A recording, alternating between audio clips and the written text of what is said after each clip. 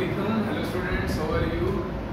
Today we are going to discuss the grammar portion of first year, and we'll discuss firstly the first letter from our syllabus, and then we'll discuss the first story from syllabus, and at number 3 we'll discuss the pair word जो कि हमारे classes में चल रहे हैं साथ साथ.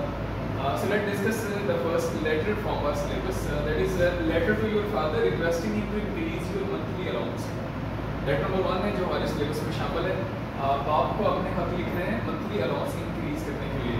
तो लेटर फॉर्मेट थोड़ा सा डिस्कस कर लेते हैं, उसके बाद लेटर की रेडिंग की तरफ मूव करेंगे. तो स्टार्ट पे जो इसकी स्टार्टिंग है लेटर की ओपनिंग जो है वो बड़ी क्रूशियल है, वेरी इंपॉर्टेंट है, क्योंकि ये जो चीज़ है एग्जाम के अंदर बड़ी मायने रखती है. सेपरेट इसकी नंबरिंग होती है बाकायदा, और बोर्ड के वो मिलते हैं पेजेस रीचेकिंग के लिए उसमें बाकायदा मेंशन होता है. सो जो फर्स्ट 3 स्टेप है ओपनिंग की वेरी इंपॉर्टेंट है. इसमें examination hall step number 1, second के अंदर सिटी नेम, अगर हम सिटी नेम लिखना चाहें, अगर नहीं लिखना चाहें तो हम ABC कर देते हैं इसको. एंड एग्जामिनेशन हॉल जो फर्स्ट स्टेप है इसके अंदर हमने E कैपिटलाइज करना होता है और हाल का H भी अपने कैपिटल लिखना होता है. और उसके बाद थर्ड स्टेप है वो यहाँ पर कॉमे का इस्तेमाल है. उसके बाद second step capital A, capital B और कैपिटल C लिखा जाता है, और तीनों के साथ ही हम लोग फुल स्टॉप यूज़ करते हैं. और थर्ड स्टेप के अंदर डेट हम मेंशन करते हैं. डेट का फॉर्मेट जो कॉमन फॉर्मेट चलता है MDY, यानी सबसे पहले हम मंथ लिखते हैं, फिर D stand for day, and then year हम अटेंड करते हैं. इसमें भी हमारा जो इम्पोर्टेंट चीज़ है वो सबसे पहले नेम ऑफ मंथ जो भी हम मेंशन करें यहाँ पे उसका फर्स्ट लेटर कैपिटलाइज करेंगे, देन बीच में एक स्पेस है, फिर उसके बाद डेट, और डेट के साथ हम लोग कॉमा मेंशन करेंगे, और फिर डेट ईयर और साथ में फुल स्टॉप यूज करेंगे. तो ये जो 3 स्टेप हैं बोर्ड के अंदर, इनको अगर आप कंप्लीटली सही ग्रामेटिकली सही लिखते हो तो इसका 1 नंबर है बोर्ड के अंदर, यानी कि बोर्ड चेकिंग के अंदर. उसके बाद दूसरे स्टेप की तरफ मूव करते हैं, दैट इज सैल्यूटेशन. ये जो सेकंड स्टेप है अपने यहाँ पे सैल्यूटेशन, इसमें आपने जिसको खत लिखना होता है उसके एड्रेस के लिए उसके बारे में लिखा जाता है. 2 स्टेप है, जैसे हमने लिखा है लेटर टू योर फादर, तो अब हमारे पास ऑप्शन है यहाँ पे, हम लोग स्टार्ट कर सकते हैं डियर फादर से भी, या हम स्टार्ट कर सकते हैं माय डियर फादर से भी, यानी दोनों ही लिखे जा सकते हैं. अगर हम डियर फादर लिखेंगे तो D एंड F दोनों ही कैपिटलाइज कर देंगे, और अगर हम माय डियर फादर लिखेंगे तो M कैपिटल करेंगे, डियर का D स्मॉल लेटर में आएगा, और फादर के S वो कैपिटल कर देंगे, और इसके बाद हम कॉमा यूज करेंगे. अगर डियर फादर लिखेंगे तो भी इसके बाद कॉमा का इस्तेमाल होगा, अगर माय डियर फादर लिखेंगे तो भी इसके बाद कॉमा का इस्तेमाल होगा. इस स्टेप का भी 1 नंबर कंसिडर किया जाता है बोर्ड के अंदर. उसके बाद क्या नाम है ये मैंने, उसके बाद आपने आ जाती है मेन बॉडी, और लेटर की जो मेन बॉडी है वो ऑलमोस्ट आपकी जो वर्डिंग है सॉलिड वर्डिंग होनी चाहिए, स्ट्रक्चराइज वर्डिंग उसकी होनी चाहिए, और कोटेशन का इस्तेमाल होगी इसमें. तो ऑलमोस्ट 1.5 to 2 पेजेस जो है वो आपकी लेंथ होनी चाहिए हैंड राइटिंग के अंदर, ताकि अच्छे नंबर आउटस्टैंडिंग मार्क्स हम लोग गेन कर सकें. तो मेन बॉडी के अंदर आपने लेटर की जो मेन बॉडी है उसको क्रिएट करना है, प्लस साथ में आप इसके क्या नाम है कोटेशंस का इस्तेमाल, फेमस सी का इस्तेमाल भी कर सकते हैं. फिर लेटर की जो कंक्लूजन होता है उसकी तरफ बढ़े, तो जो लास्ट स्टेप होता है हमारा कंक्लूजन में क्लोजिंग की तरफ, तो यूअर्स अफेक्शनेटली, इसमें जो फर्स्ट वर्ड होता है उसको कैपिटलाइज करते हैं, और ये मोस्टली स्टूडेंट्स यहाँ पर गलती करते हैं कि यूअर्स हम एपोस्ट्रोफी के साथ लिख जाते हैं, जो कि यहाँ पर गलत है. हमने इकट्ठा यूअर्स लिखना होता है, क्योंकि ग्रामर का रूल है ये. ऐसे तमाम वर्ड जिनका एंड LY पर होता है, उन तमाम वर्ड से पहले जब भी यूअर इस्तेमाल होता है तो हमेशा यूअर्स की उसका फॉर्म इस्तेमाल किया जाता है इसको, ठीक है.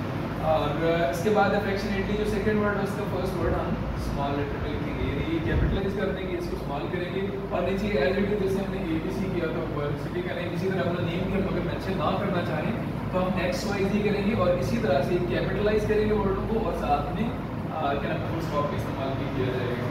तो ये एक जो स्टेप है इसके अलग मार्क्स हैं, फर्स्ट स्टेप के अलग मार्क्स हैं, सेलिब्रेशन के अलग मार्क्स हैं, और मेन बॉडी का उसके सेपरेट मार्क्स हैं. लेकिन जब मार्क्स एग्जाम में मिलते हैं तो मार्क्स एज अ होल दिए जाते हैं, यानी ये नहीं देखा जाता कि ये स्टेप ठीक है 1 नंबर इसका 1 नंबर इसका, सेपरेट नहीं मिलते. लेटर के और स्टोरी के मार्क्स हैं वो एज अ होल दिए जाते हैं, यानी ओवरऑल देखा जाता है कि ओवर 10 जो क्या स्कोर है आपका 6 है 7 है. तो 2-3 चीज़ें जो मोस्ट इंपॉर्टेंट है, पंक्चुएशन का खास ख्याल रखना है लेटर लिखते हुए, स्पेलिंग्स का खास ख्याल रखना है, कटिंग और इरेजिंग से बचना है. कोशिश करनी है कि रिमूवर का इस्तेमाल ही ना किया जाए, कटिंग कम से कम बल्कि होनी ही नहीं चाहिए अगर आप आउटस्टैंडिंग मार्क्स गेन करना चाहते हैं. तो ये 3-4 चीज़ें अगर आप इसको सामने रख के मद्देनजर रखते हो, अगर आप लेटर अटेम्प्ट करते हैं तो यकीनी तौर पर बोर्ड के अंदर हमें ऐसा स्कोर मिलेगा. So let's start the reading of the letter. First letter. Letter to your father requesting him to increase your monthly allowance. My dear father, I received your kind letter only yesterday. आपका खत कल मिला। मैंने was about to write to you, जब मैं आपको लिखने ही वाला था। You have asked me about any of my academic और फाइनेंशियल प्रॉब्लम। आपने खत में मेरे से पूछा है कि कोई मसला नहीं है तालीमी या मालियाती मसले के बारे में। एज रिगार्ड माई एकेडमिक एक्टिविटीज, जहाँ तक तालीमी सिलसिला है, I M strictly following the advice of my benign teacher. तो मैं अपने जो शफीक और साथी हैं उनकी बात मान रहा हूँ। I am grinding away at my studies whole heartedly, और दिलजमी के साथ मेहनत कर रहा हूँ। I do hope that I will achieve my aim in life, और मुझे पूरी उम्मीद है कि मैं ज़िंदगी में अपना मकसद हासिल करने में कामयाब हो जाऊँगा। So far as my financial problem is concerned, जहाँ तक मालियाती मसाइल का ताल्लुक है, I am constrained to tell you, मुझे ये बताते हुए मजबूर हूँ मैं, that an escalation in prices of food items, के खुराक की जितनी भी यानी खाने की वाली चीज़ें हैं उनकी कीमतों में इजाफा हो चुका है। And other commodities of daily use, और रोज़मर्रा इस्तेमाल की दूसरी चीज़ों की कीमतों में इजाफा हो चुका है।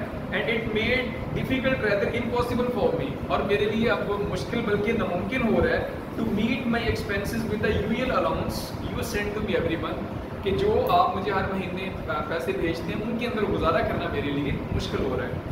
You know that I am a frugal person, आप जानती हो कि मैं एक कफ़ायत शार, मैंने फजूल खर्ची नहीं करता।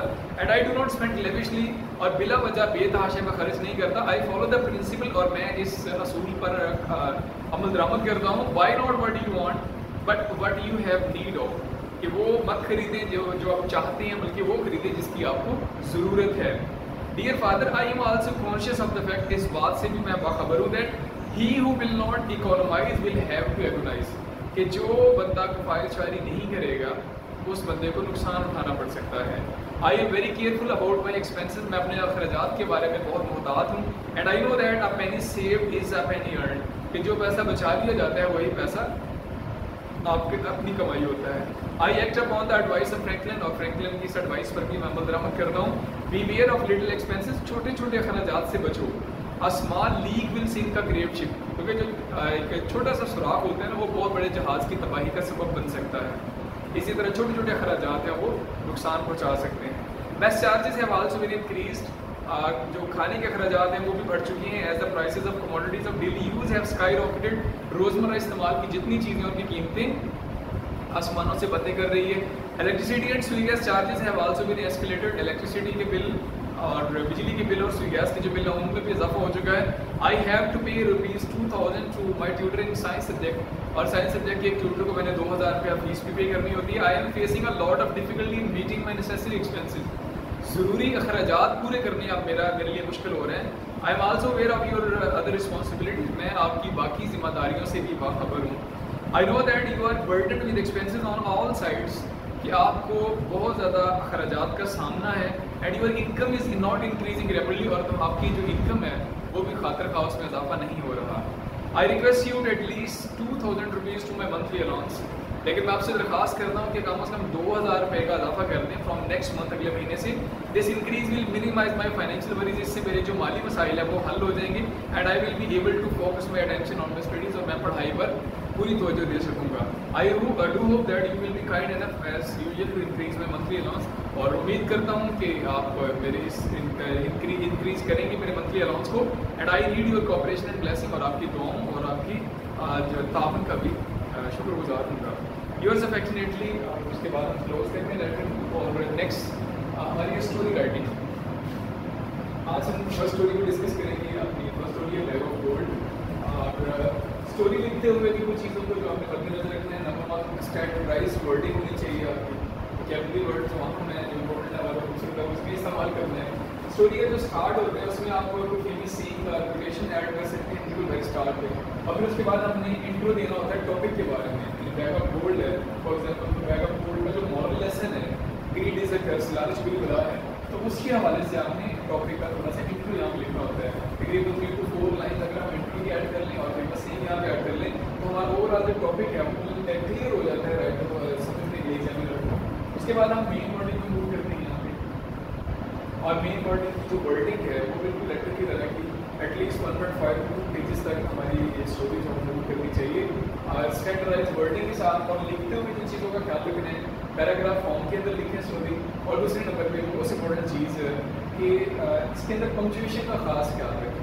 जहाँ पे डायलॉग्स आते हैं, इन्वर्टेड कॉमास का इस्तेमाल है, पंक्चुएशन साइन जितने भी उनका इस्तेमाल वो प्रॉपर करेंगे स्टोरी के अंदर। और जो हाईलाइटेड वर्ड्स हैं, जो इन्वर्टेड कॉमास वाली चीज़ें, तो आप लोग हाईलाइट मार्कर के साथ भी कर सकते हैं यहाँ पे। और इसके अलावा कटिंग नहीं यहाँ पे अलाउ है, हरेसिंग अलाउ नहीं है, मिसस्पेल्ड या ओवर राइटिंग अलाउ नहीं है। अगर ये सारी चीज़ें यहाँ पर आपको शो करेंगे तो अल्टीमेटली हमारा स्कोर जो है वो डिक्रीज होगा।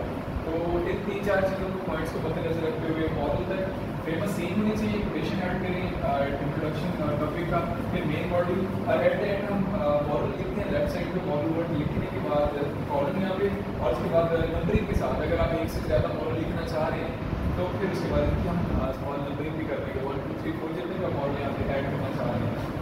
मॉडल का भी एंड जो फर्स्ट को कैपिटलाइज लिखा जाता है। और उसके बाद बढ़ते हैं रीडिंग की तरफ। स्टोरी बैग ऑफ गोल्ड हमारी फर्स्ट स्टोरी हमारे सिलेबस में से। There is a famous proverb as you sow so shall you reap. एक बड़ी मशहूर ज़रुल मिसल है कि जैसा करोगे वैसा भरोगे। It simply means that every person will receive what he pays. इंसान को वही मिलता है जो वो करता है, यानी जो इंसान बोता है वही काटता है। If a person commits wrong action, अगर गलत काम कर रहे हैं, will have to face the consequences, तो उसे नताइज का सामना करना पड़ता है। If a person takes a pit for others, अगर दूसरों के लिए गड़ा खोलता है, he himself may fall into it, तो वो खुद भी उसमें गिर सकता है। Greed leads to some wrong doings, और लालच इंसान को गलत काम की तरफ ले जाती है। And the results are unpleasant, और नताइज हमेशा नाखुशगवार होते हैं। There is a well known story to explain the truth, और इसको साबित करने के लिए एक मशहूर कहानी देखते हैं। Once there were 3 bosom friends, 3 गहरे दोस्त थे। They lived in a village, वो एक गांव में रहते थे। They always played and chatted together, हमेशा बातचीत करते, आपस में गपशप लगाते। However, all the 3 were very greedy, तीनों लालची थे। They were jobless, बेरोजगार भी थे। They decided to go to a city to find some job to earn their livelihood, रोजी कमाने के लिए शहर जाने का प्लान बनाया। One day they set out on a journey to try their luck, किस्मत आजमाने के लिए शहर का रुख किया। They promised to stand by one another through thick and thin, और वादा किया कि अच्छे बुरे वक्त में एक दूसरे के साथ रहेंगे। They had to pass through a forest, एक जंगल में से उनका गुजर हुआ। While passing through a forest, all of a sudden they found a bag full of golden coins. उन्हें एक बैग मिला जो सिक्कों का भरा हुआ था, सोने के सिक्कों का। They felt very happy, वो खुश हो गए। They sat down, बैठे and started to count the coins, और उन्होंने सिक्के गिनने शुरू कर दिए। They felt very happy, खुश हुए। And they decided to divide them equally among themselves, और फैसला किया कि आप उनको बराबर बराबर सब में तकसीम कर लिया जाएगा। But each wish in is hard to hide, लेकिन हर बंदे ने दिल ही दिल में ख्वाहिश की to have all the coins himself, कि वो सारे उसको मिल जाए। They were feeling very hungry, भूख भी महसूस हो रही थी। Therefore they sent one of them to bring some food from the city. उनमें से एक दोस्त को भेजा गया शहर के, वो खाना लेके आए। On the way to the city, जब वो शहर जा रहा था, the man thought that he should have all the coins, तो उसने भी सोचा कि सारे कॉइन्स मेरे हिस्से में आने चाहिए। So he decided to kill his 2 friend. उसने प्लान बनाया कि बाकी 2 दोस्तों को मार दूँ।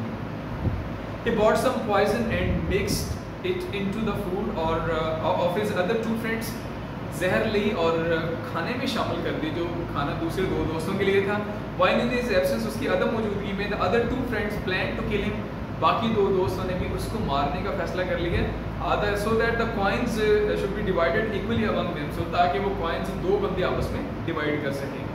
When he reach with the food, जब वो खाने के साथ वहाँ पहुँचा, दे किल्ड हिम, तो उन 2 दोस्तों ने इसको मार दिया। And they sat and ate poison food, इसके बाद वो बैठे और जहरीला खाना खाया। And soon after taking the food, और खाना खाने के फ़ौरन बाद, they felt severe pain in their stomach, उनको मैदे में बड़ी दर्द महसूस हुई।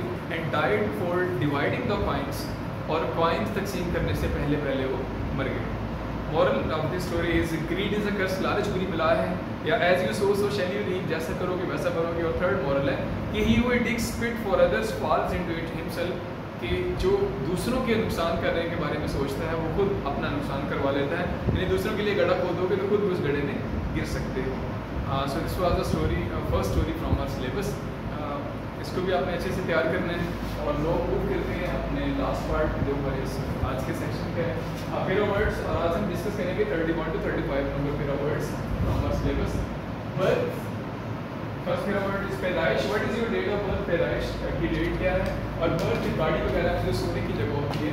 She succeeded in getting a birth on train, train में वो बर्थ लेने में कामयाब हुई। सेकेंड पेरा वर्ड बियर, रीच। आई सा बियर इन द जू, जू के अंदर मैंने एक बियर देखा एंड बियर जो भी शराब he bought a bottle of beer, वो बियर की एक बॉटल लेके आया।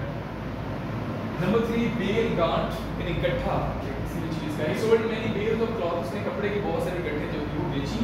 बेल जमानत, the prisoner was released on bail, कैदी जो था उसको जेल से रिहा कर दिया गया जमानत। बेनिफिशियल मुफीद, milk is beneficial to health, दूध सेहत के लिए बड़ा मुफीद है। और बेनिफिशिएंट रहम दिल, he is a beneficent teacher, वो एक रहम दिल उस्ताद है। एंड वेरी लास्ट मेरा word of this lecture, beach Sahil, he was standing on the beach, वो साहिल पे खड़ा था और बीच सफेदी की तरह का दरख्त, they were sitting in the shade of beech, वो दरख्त के साये में बैठे हुए थे। इसके साथ ही आज का लेक्चर हमारा यहाँ पर ख़त्म होता है और इस उम्मीद के साथ कि आपने अच्छे से समझ लिया होगा। इसको रिवाइज भी करिएगा और तैयार करने की पूरी कोशिश करिएगा। मिलते हैं नेक्स्ट लेक्चर में, तब तक अपना ख्याल रखिएगा। अल्लाह हाफ़िज़।